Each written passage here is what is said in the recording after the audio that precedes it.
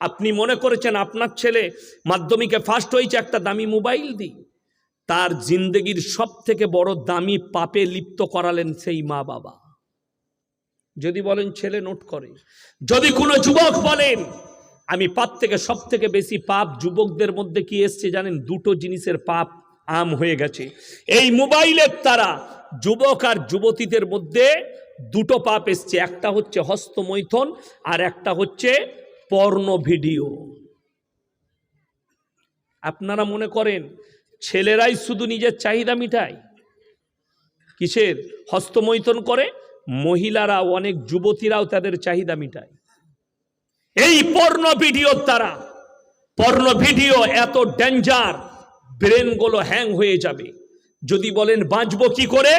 হে আমার যুবক যুবতী, রাতের বেলায় তোমরা মোবাইলটাকে তোমাদের কাছ থেকে হারাম করে মা বাবার কাছে দিয়ে দাও, আলমারিতে ভরে দাও, তবে তোমরা বাঁচতে পারবে।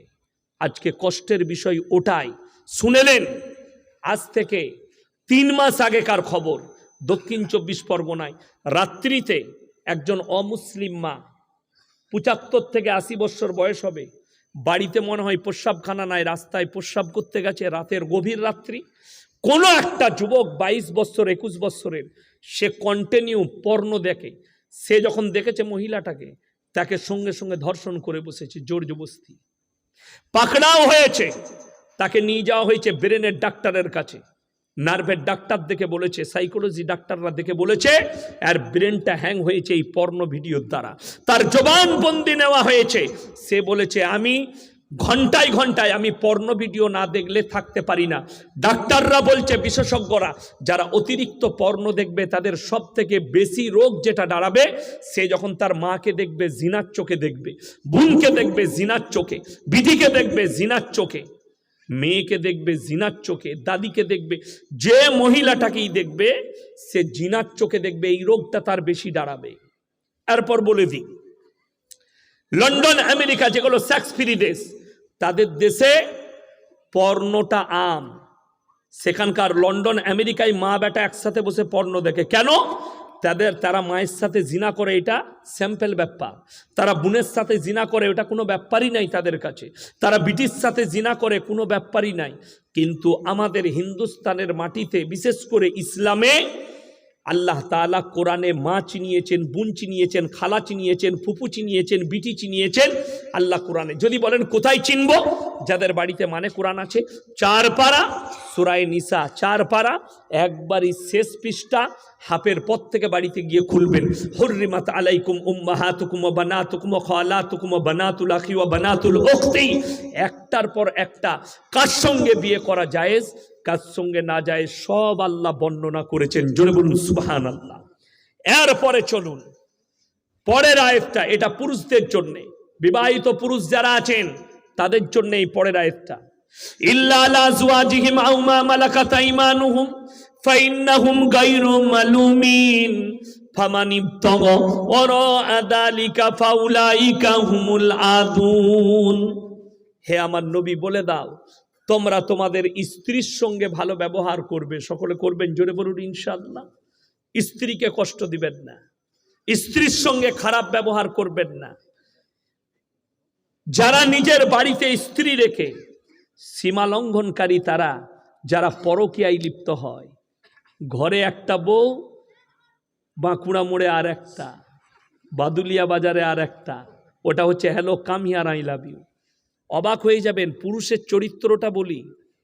বাজারে আছে, কোথায়? বাদুলিয়ায় দোকান আছে, ব্যবসা করে, তো দোকানে আছে, তো বউ 1টা বেজে গেছে, এখনো স্বামী আসেনি, ঘর থেকে ফোন করছে, হ্যালো তুমি ভাত খাবে না, এত দেরি হচ্ছে কেন? রাখ ফোনটা, খদ্দের আছে দোকানে। ওরে বাবু, বউকে পাওয়ার। আর যদি প্রেমিক ফোন করে, হ্যাঁ হ্যালো, হ্যাঁ বলো তুমি কি করছো, খেয়ে লিছ, দাদা কি নিবে, এটা 40 টাকা দাও। ওর ব্যবসাতেই হুঁশ নাই। হারাম করে 1 ঘন্টা কথা বলছে, কোনো পেরেশানি নাই। বউ ভালোবেসে খাবার লেগে ডেকেছে, পেরেশানি। কোরআনে আল্লাহ বললেন এরা হচ্ছে সীমা লঙ্ঘনকারী। তোমরা নামাজও পড়বে কিন্তু তোমরা সীমা লঙ্ঘনকারী, আমি আল্লাহ জাহান্নামে কঠিন আযাবে মুবতালা করে দেব। সবাই বিবিকে ভালোবাসা দিবেন, জোরে বলুন ইনশাআল্লাহ। ভালোবাসা আলাদা, কিন্তু বিবির গোলাম হবেন না। কথাটা বুঝতে পেরেছেন? একজন আমাকে বর্ধমান জেলার কোন গ্রামের বলবো না, ফোন করে বলছে হুজুর একটু তাবিজের ব্যবস্থা করে দিবেন। আমি কি হলো?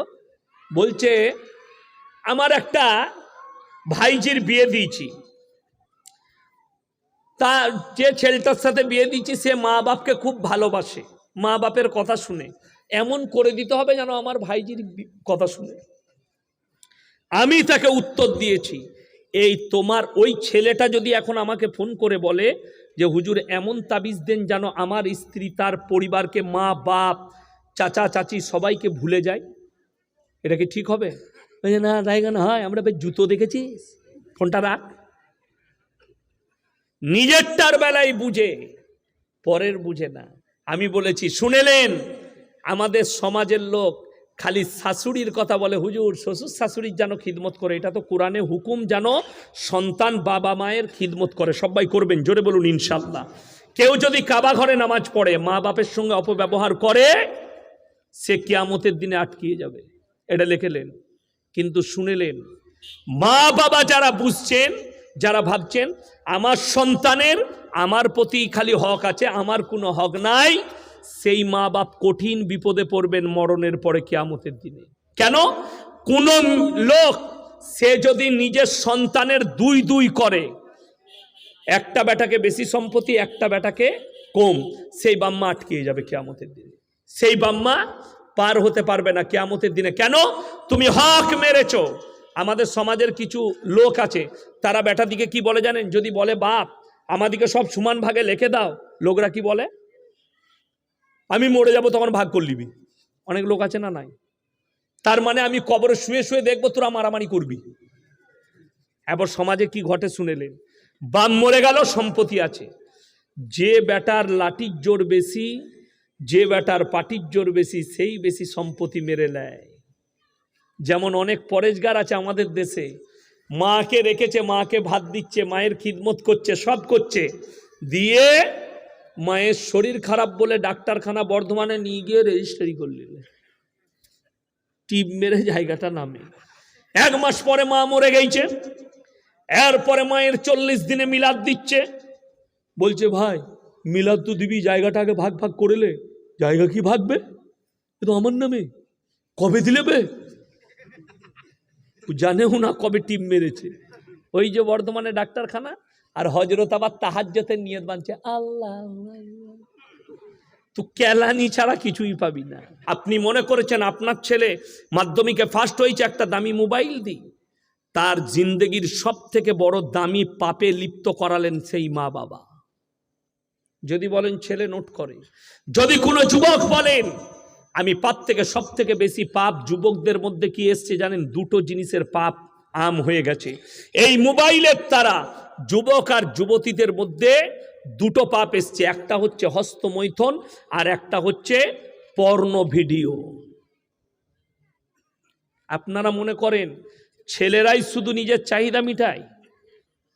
কিসের? হস্তমৈথুন করে। মহিলারা, অনেক যুবতীরাও তাদের চাহিদা মিটায় এই পর্নো ভিডিওর দ্বারা। পর্নো ভিডিও এত ডেঞ্জার, ব্রেনগুলো হ্যাং হয়ে যাবে। যদি বলেন বাঁচবো কি করে, হে আমার যুবক যুবতী, রাতের বেলায় তোমরা মোবাইলটাকে তোমাদের কাছ থেকে হারাম করে দাও।